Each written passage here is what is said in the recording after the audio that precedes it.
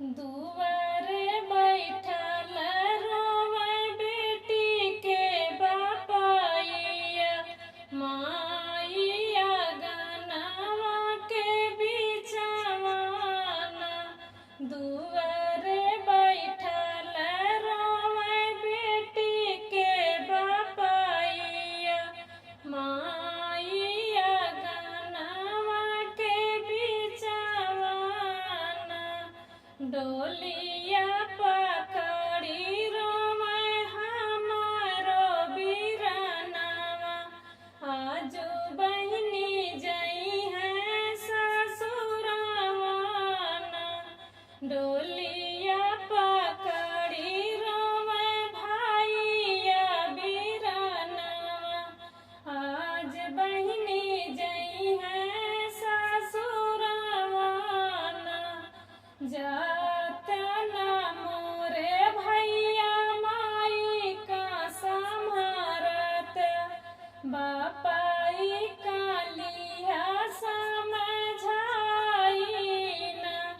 जातना मोरे भैया माई का सम्हारत, बापाई का लिया समझाईना।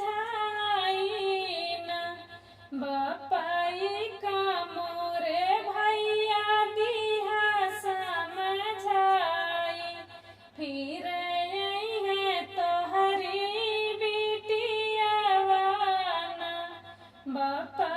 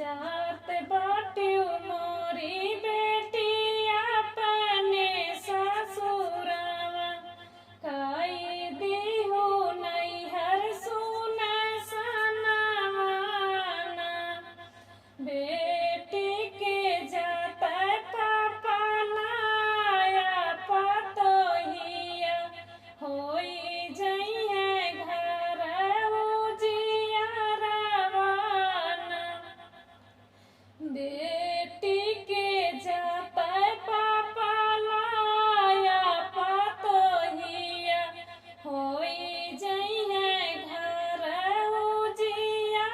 उजियारवाना कबहू जो पढ़िए भैया तोहा पे विपतिया रोइले बा मैया जी के गोदियाना कबहू जो पढ़िए भैया तोहा पे विपतिया रोइले बा मैया जी के गोदियाना बहिनी पे पड़ी भैया ससुरे में विपतिया कैसे कहीं है बहिनी जे हालियाना बहिनी पे पड़ी भैया ससुरे में विपतिया कैसे कहीं है बहिनी जे